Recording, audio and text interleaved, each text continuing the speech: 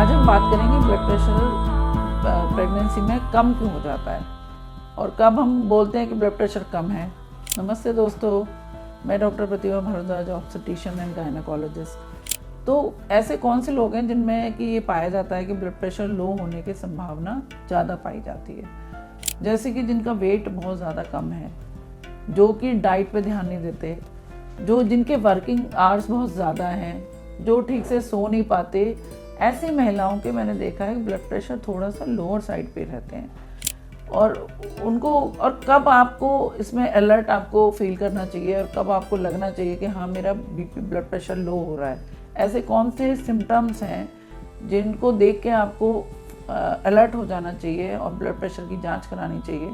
जैसे कि आपको सडन कोई ब्लैकआउट हो जाए, आप चल रहे हैं, कोई काम कर रहे हैं, सडन आपको नहीं कुछ दिख रहा है, इसका मतलब आपको अपना ब्लड प्रेशर की जांच करानी चाहिए। नंबर 2, अगर आपको बहुत ज़्यादा थकान की महसूस हो रही है, आपने बहुत ज़्यादा काम भी नहीं करा है लेकिन आपको बहुत थकान हो रही है, तब भी आपको ब्लड प्रेशर की जांच करानी चाहिए।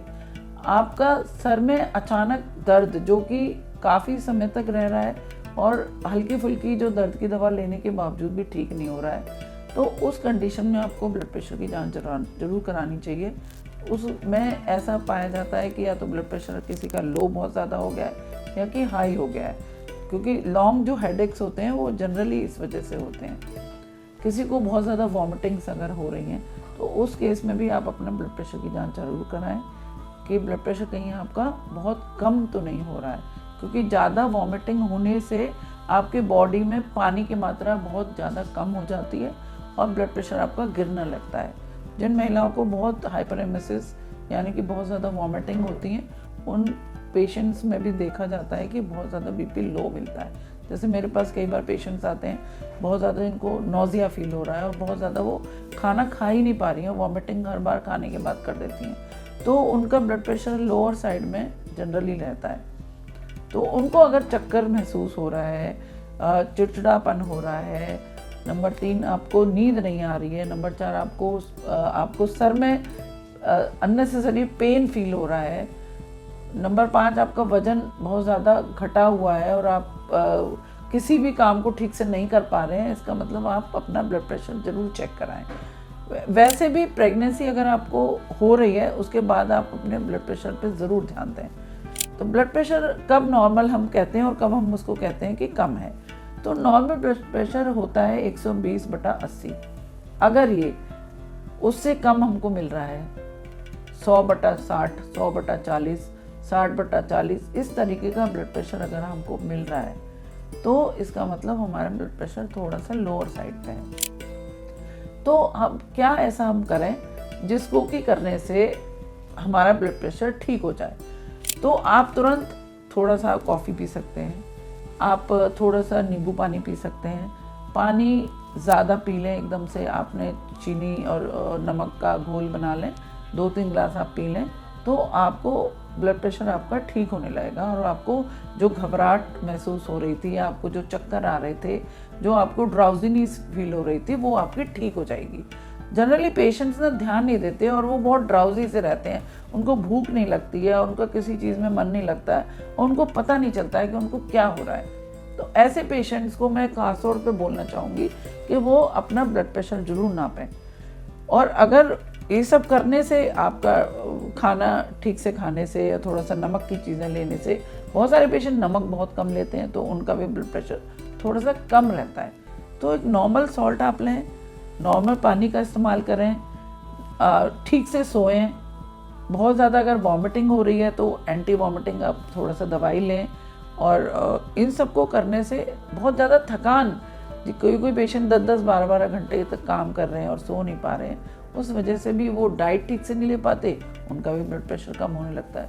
तो इस तरीके की जैसे ही आप चीज़ों को कम करते हैं, अपना नॉर्मल रूटीन को ठीक करते हैं, तो आपका ब्लड प्रेशर ठीक होने लगता है। अगर उसके बावजूद भी 2-4-6 दिन अगर आपने सब चीज़ें ठीक करी, अपना डाइट ठीक करा, आपका स्लीप साइकिल अच्छी करी, आपने पानी की मात्रा ठीक करी, आपने बाहर का खाना रोका, नमक की मात्रा ठीक करी, उसके बावजूद भी आपका ब्लड प्रेशर अगर ठीक नहीं हो पा रहा है, तो फिर आप अपने डॉक्टर की सलाह ज़रूर लें। उस केस में हो सकता है कि कुछ और आपको एक्स्ट्रा करने की ज़रूरत हो, कुछ आपको बाहर से फ्लूइड चढ़ाने की ज़रूरत हो, कुछ और दवाइयों की ज़रूरत हो, तो उस केस में आप देर ना करें, तुरंत अपने डॉक्टर की सलाह लें। अगर तो एक आध हफ्ता देखने से अब वो सब चीज़ें नॉर्मल हो गई हैं, तो फिर आपको कोई भी चिंता करने की ज़रूरत नहीं है। दूसरा क्या, कई बार पेशेंट्स की क्या आदत होती है, एक बार ठीक हो गया तो वो थोड़े दिन तो फॉलो करते हैं रूटीन, उसके बाद फिर छोड़ देते हैं। तो ये दोस्तों इस तरह की गलती कभी मत करिए। अगर आपका ब्लड प्रेशर एक बार आपको कभी भी लो फील हुआ है और आपने अपना डाइटरी रूटीन, अपनी स्लीप साइकिल, काम करने की साइकिल सबको ठीक कर लिया, आपका ब्लड प्रेशर ठीक हो गया, तो उस चीज़ को आप फॉलो करते रहिए थ्रू आउट 9 मंथ। क्योंकि ऐसा हो सकता है कि आपने अपना रिजीम फिर से बिगाड़ा तो ब्लड प्रेशर फिर से कम हो जाए और फिर से आपको चक्कर आने लगे और तरह की तकलीफ़ें होने लगें। तो इस तरह की रूटीन अगर आप बिगाड़ लेंगे बार बार, तो हो सकता है कि दोबारा से आपका ये सब ब्लड प्रेशर लोअर होने शुरू हो जाए। तो ऐसा गलती कभी मत करिए।